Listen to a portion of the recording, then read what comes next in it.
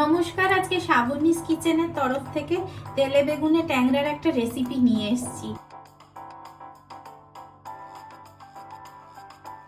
এবারে আমি মাছটা ম্যারিনেশন করছি। প্রথমে হলুদ গুঁড়ো দিলাম, একটু তেল দিয়ে দেবো, সর্ষের তেল ডেফিনেটলি। যে পেস্টটা আমি বানিয়েছিলাম মিক্সিতে সেটা দিয়ে দিলাম। মেরে নিচ্ছি, হাত দিয়ে ভালো করে মাখছি আমি। 15 মিনিট পরে ফিরে এলাম। এবার ওই বেগুনের টুকরোগুলো এর সঙ্গে আমি মেখে নিচ্ছি। এবার গরম তেলে কালো জিরে, কাঁচা লঙ্কা, অল্প একটু কুচনো পেঁয়াজ,